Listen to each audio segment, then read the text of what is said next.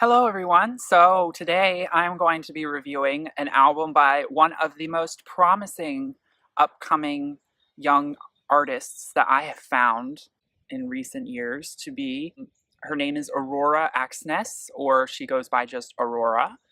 She is from Norway, from Bergen, and she has released a studio album. It came out last year. It's called All My Demons Greeting Me as a Friend. I love this title. It's one of the more interesting album titles that I have seen in recent years. It's such a beautiful expression of what you could call an album. And it was released on March 11th, 2016. It took her years to make this. She wrote one of these songs when she was only 9 years old. And it's obviously taken over 10 years for her to come together and create this body of work. I mean, she only recently kind of got recognition in Norway and now internationally. And I'm very happy for her. I'm sporting my Aurora t-shirt that I got when I saw Aurora in Philadelphia, near where I'm from, last year, just a couple months after this album was released. She's actually one of the first artists that I've actually seen live that I'm a fan of. And it was an awesome, smaller set show. And so, of course, I had to wear this for this review, although I do blend into my nature surroundings here a little bit, but to make do. So, gosh, there's so much for me to say with getting right into the first track on this album, Runaway, which I believe is the song that she first wrote when she was around 9 years old. It has some very childlike, playful lyrics. I mean, that's something you find in all of her songwriting. I had a dream I was 7 climbing my way in a tree. Well, there you go. But it's also so like aching and full of pain. Something that, someone who's that young could be experiencing is quite sorrowful. Though I can relate because I can sense from Aurora that she is someone who feels very deeply about things and has very sensitive emotions, and also can really get affected by the emotions and feelings of others. So she's talked about how in this album and how she's written songs is that it's often not her these experiences have happened to, but people she's known or heard about. And she sort of puts herself in their perspective and writes from their she kind of tries to embody the emotions that they would be feeling because she would feel it so strongly herself when they would tell her these stories.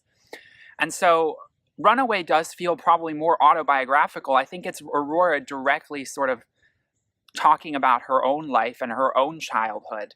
And it's a great way to summarize the album and a great way to open. I was listening to the ocean. I saw a face in the sand, but when I picked it up, then it vanished away from my hands. And I was running far away. Would I run off the world someday? Nobody knows. And I was dancing in the rain. I felt alive and I can't complain. So what I get from these lyrics is a sense of wistfulness and longing for somewhere that you feel like you don't belong where you currently are, and something doesn't feel quite right. And of course the title is Runaway, so it's a longing to run away from something or somewhere and escape. It's a very common theme, I think, for people when they write from a sort of teenage perspective or from a even a child's perspective. This feeling of maybe it's beautiful in my little forest, but sometimes I want to see what else is out there in the world. But I'm also in love with the solitude and the solace that it gives me. It's a really endearing theme that I relate to a lot. The next track is Conqueror. This is one of the big singles from this album. It's probably one of the most upbeat pop sounding tracks of the record. And for that reason, I actually am going to be honest, it's not my favorite track, but it does not mean, again, that it's a skippable track in any means. It's so empowering, and, Aurora's childlike voice and but still like very wise and eloquent delivery, it equates you to singers like Sia, who are a little bit more seasoned in the industry. But there's something about Aurora that I get more of a kind of deep emotional effect from than artists like Sia. I mean, I love Sia, But I guess maybe because Aurora is so much younger and maybe her lyric, she's so much newer on the scene, that her sound and her songwriting feels a little bit more fresh to me. But this song definitely has a Sia feel. If someone said it was written by Sia, I would believe them.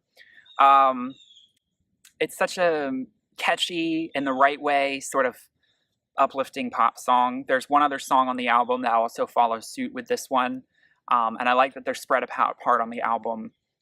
We come to Running with the Wolves, which was one of the first songs released when she did an EP, which had just, I think, Runaway and Running with the Wolves. And I had another song that was not released on this album.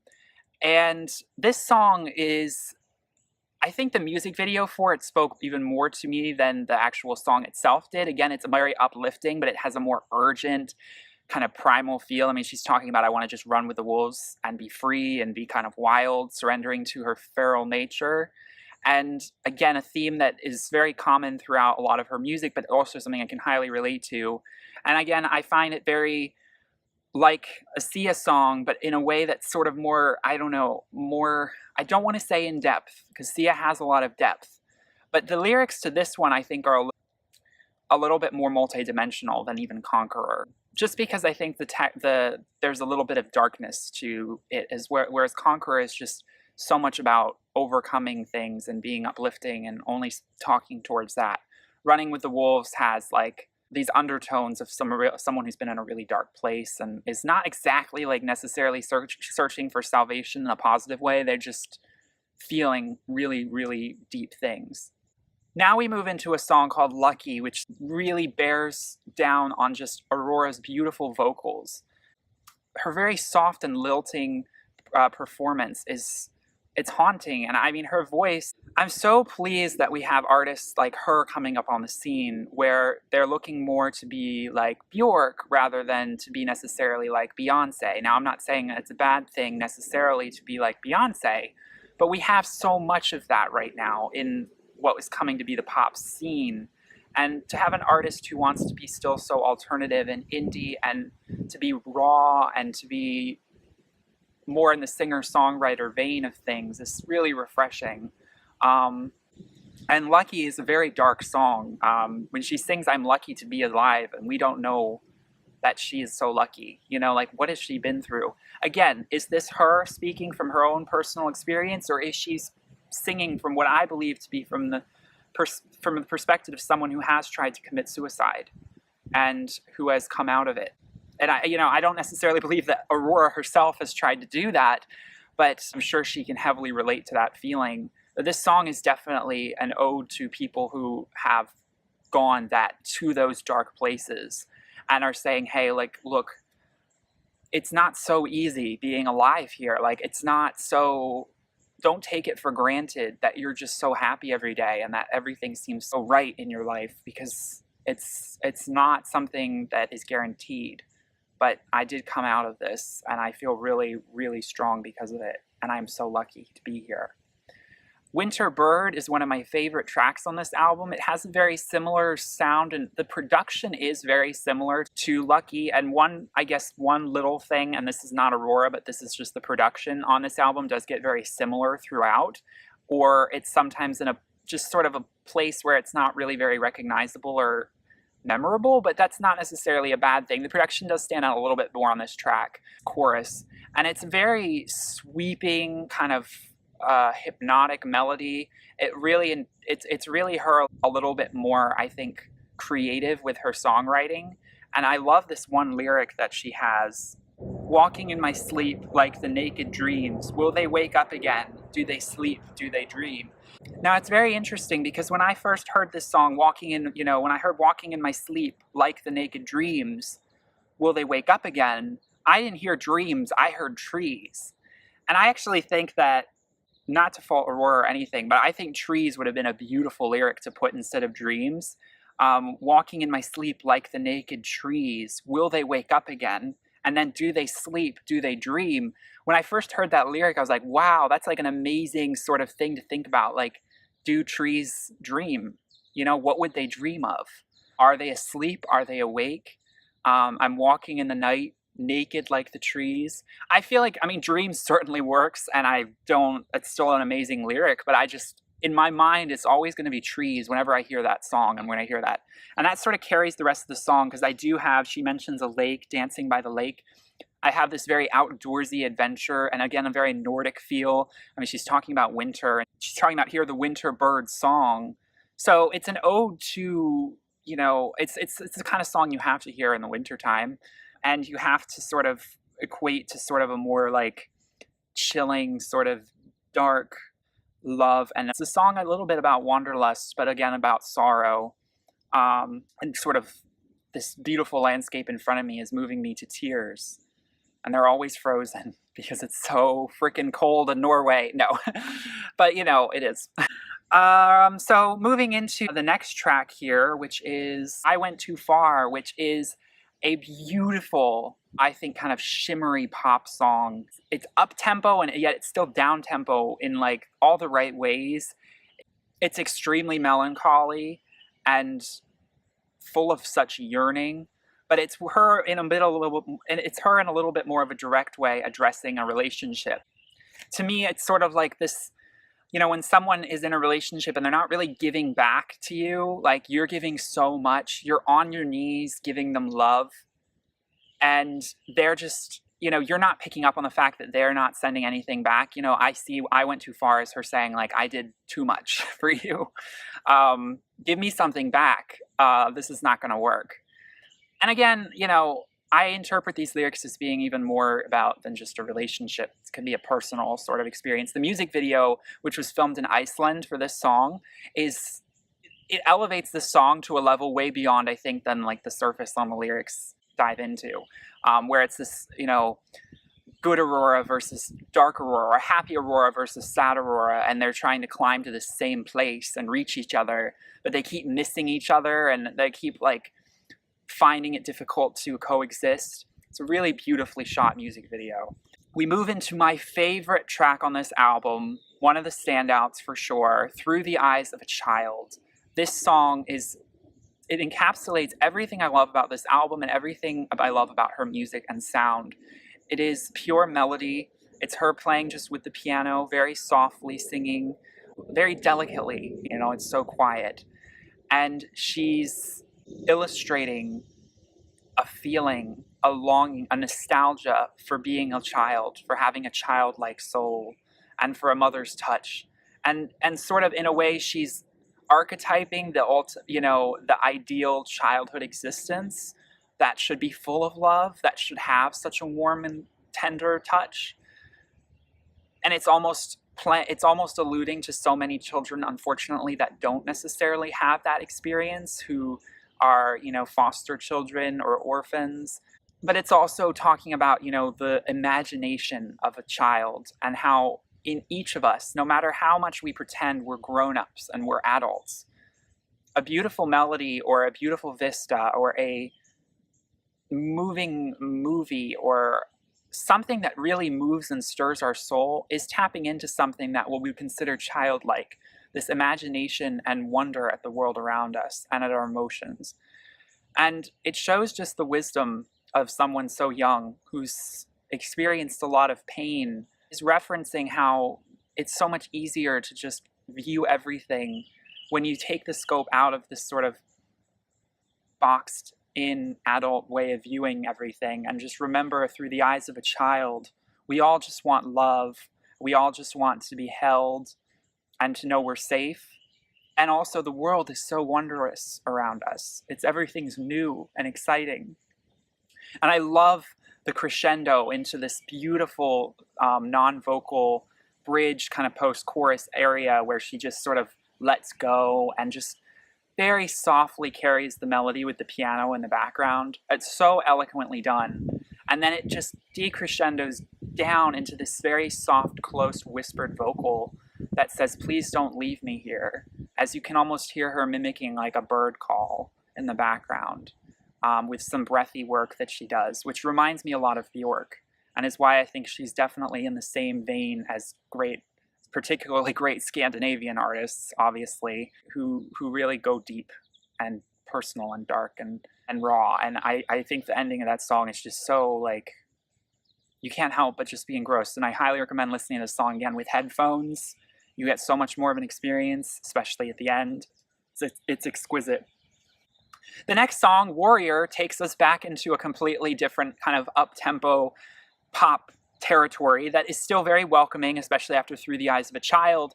Similar to Conqueror, she's dealing with a similar subject matter of I'll be a warrior, I will persevere, I will be this, tough, I think of a very kind of Viking warrior, because again, she's from Norway.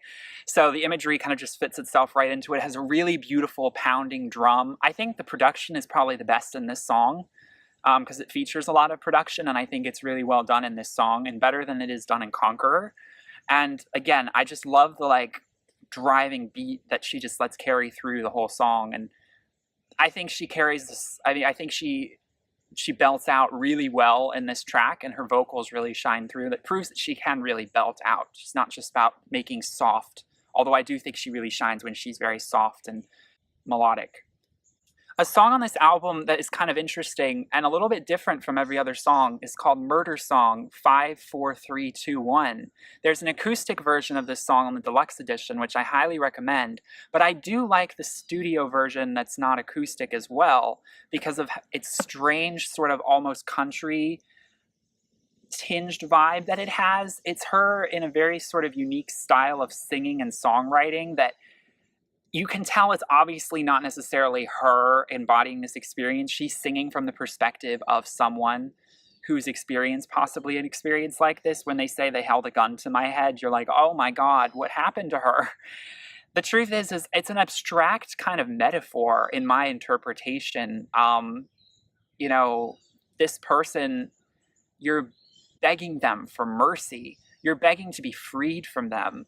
And so they could just fire the gun, and that could be a metaphor for, a bad breakup, any sort of separation that was painful, that you're like, that needed to happen for me to be freed. She really lets go towards the end of this song, and then the electronic vibes get really strong. And I think that it makes it kind of an interesting listen, and it's unique from the rest of the album.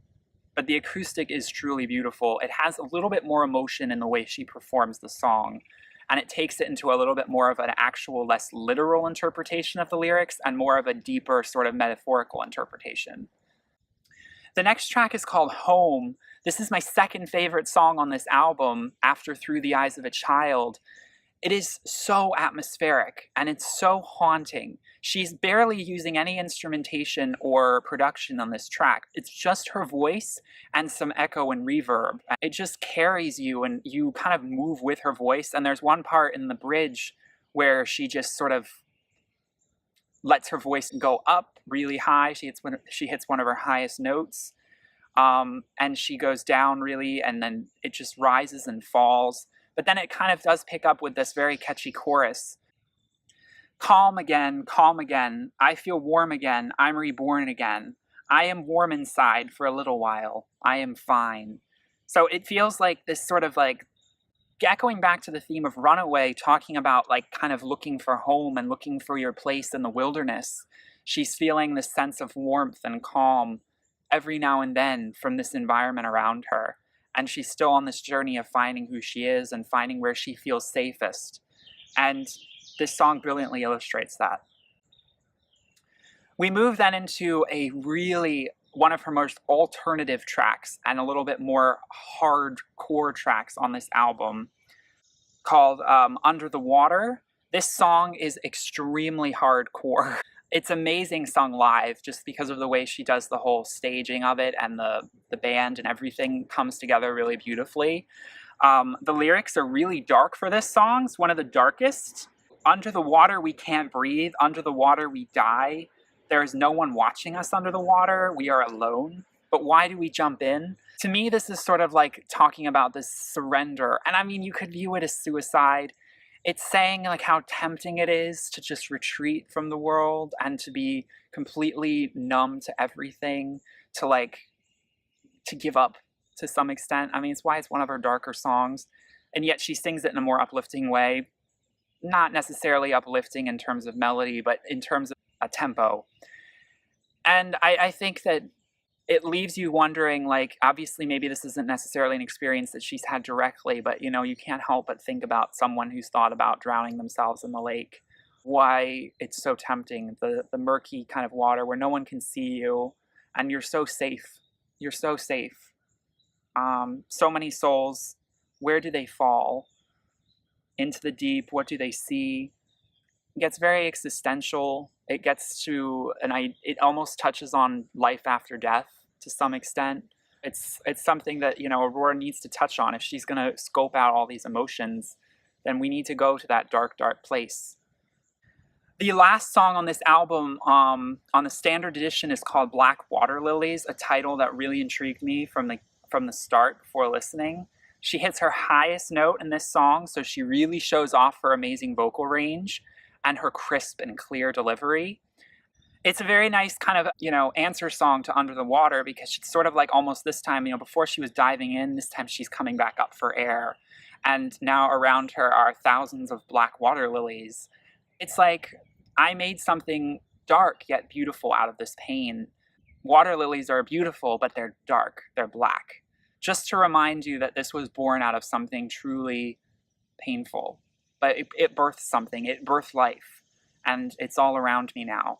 And it has this ecstatic, euphoric, very Bjork-esque ending that you know, especially with the continuing piano on, that it does. It harkens to a lot of Bjork work. And a style that Bjork uses a lot when she ends her albums, with this sort of orgasmic ecstasy that leaves you with this feeling that you've been swept up in. So a great ending to the album for the standard edition.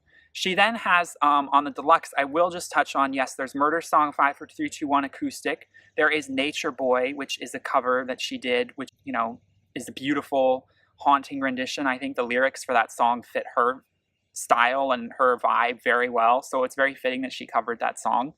And then she also has a cover by Oasis of Half the World Away. I had actually never heard the Oasis version before, and to this day I still actually have not heard it, I know. But her version, oh my god, it tugged my heartstrings. Believe it or not, it was actually the first Aurora song I heard months before the album came out. And it's just pure vocals, pure, airy, spaced, ethereal vocals, delivered so beautifully. So I highly recommend that track. And it just, for me, closes out the album perfectly, and, you know, is her paying tribute to an amazing song that has so much feeling and so much emotion. So overall, we're dealing with an album that is definitely dealing with hard cutting subject matter, but it's presenting it in a package that is airy and beautiful and childlike, and it sort of pulls together and amalgamates all the darkness, you know, all the demons, as she said, coming together and turning into something beautiful, which is her music. I'm so grateful and blessed that Aurora is, you know, artists like Aurora are here with us, making music she seems to be wanting to create and create and create. And it gives me so much hope for, like, young artists coming up. I definitely hope we see more artists like Aurora, because she is a rare gem. So I hope you enjoyed that review of All My Demons, Greeting Me as a Friend. If you're an Aurora fan, let me know what you thought about this great album, and what your favorite tracks were. And I will see you in the next video. Thanks. Have a good one. Bye.